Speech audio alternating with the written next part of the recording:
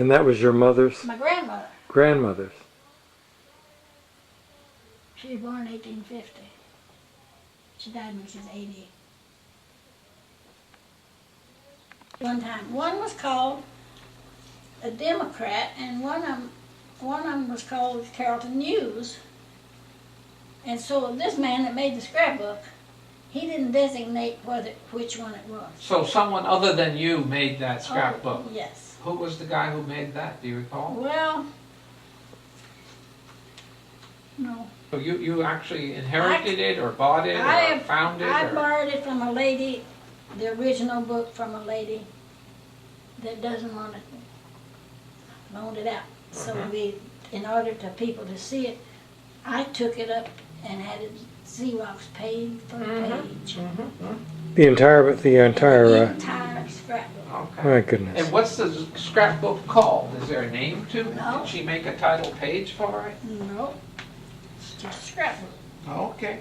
The man that made it evidently had a drugstore, because you can see things that, but like he had made a scrapbook on some book of advertising, you know. But that started in 1872, the scrapbook, apparently. I don't know when that newspaper began, do you? 1868. Also, it's a post-Civil War, 1868, and that thing That starts. was the first scrapbook. Was it a fairly regular publication? Was it a Very weekly? weekly. Every week? Now this was not the News Democrat. No. You see, eventually the two papers merged. The Carrollton News and the Democrat made News Democrat. Did they put a hyphen in between? Do you know? No. No hyphen. But then that's where this stuff came. Yeah. And it looks like a really nice quality Xeroxing that you did. How long ago did you do the Xeroxing? Long time ago. I went up northern Kentucky and did it when I could do it for a nickel a page. Yeah. Well, it's certainly all legible. And I've added an awful lot of things to it. And now who's done the underlining in it? Me. You did the underlining. So I that's... just ruin everything by doing that. No, Everybody you tells me- didn't, because what you're doing is you're highlighting Now it. let's see that book, that stuff that I got, that I gave Malcolm. Tell me, I can tell you the pages here. Okay, beautiful. Well, I've got them at Malcolm's, the pages that you gave, but I didn't know. Did you have something in that envelope while ago? In here? No, not that I know. In this file? No. No, the envelope, I didn't bring, as it luck would have it, I didn't bring that page. So I can tell you what this is. Well, I can remember which is which. I can write it down. You know what page? Well, I don't. Well, see, I need the page. Well, okay, well, we can telephone you. Maybe you can tell me indirectly, okay? Or when we bring you back, after we go to Some Malcolm's. of those things, you know, I copied it by hand Okay, and gave it to Malcolm. right, And it's just copied word for word. It's just a little thing right. out But of I have a Xerox of that page too, that you must have the one given of them. him. One Right. of them. No, 2 pages, or Was it 2 two? independent pages are Did it? Xerox. Yeah, Well, there's more than one. right. There's more than one page.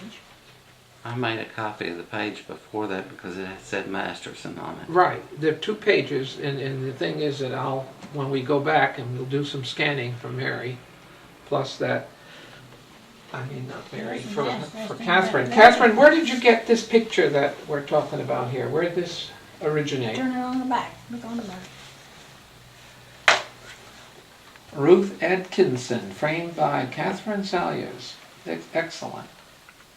Hold it up, Abe. Let me see it. Well, this is a picture very interesting picture.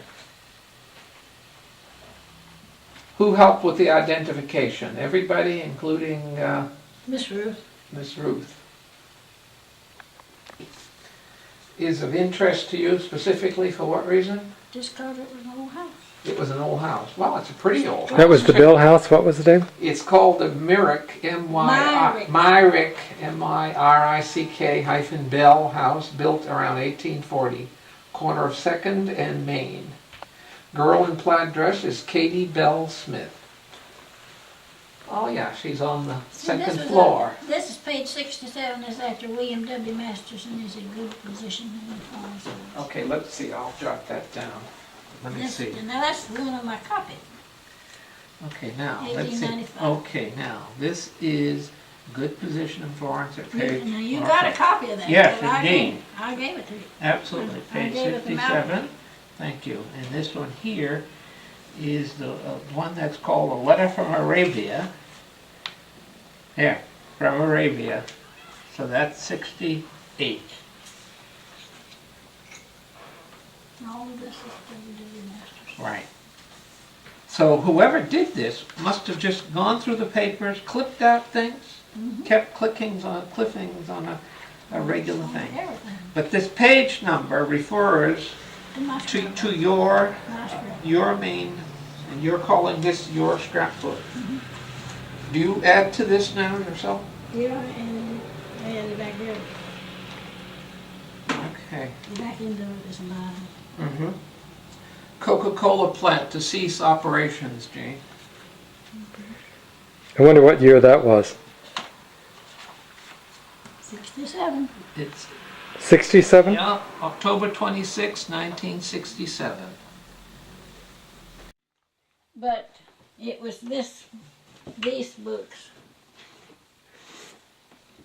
like this book, That were. that we sent off up into Indiana. Uh-huh. Court order book number 1, 1799 to 1804, and Dr. Bogartis, he passed away several years ago, but we sent it up into Indiana somewhere, and I have no idea where he sent it, and had them hardbound. And you've got all these books over here to our right, don't you, Kathryn? All of those books, All of these. all of those books down there. Just a wealth of information. Yes, all these books right there. There's Galton County, and they're court order books, which includes Port William. You have to go up there to get the information, early information. Mm-hmm. See, here's where they're exonerated from building a jail. And they tell you how, and somebody will read the first page, and they'll say, now that's where the first jail, well, you go on to the second or third page, or maybe farther, and they change their mind. They put it somewhere else.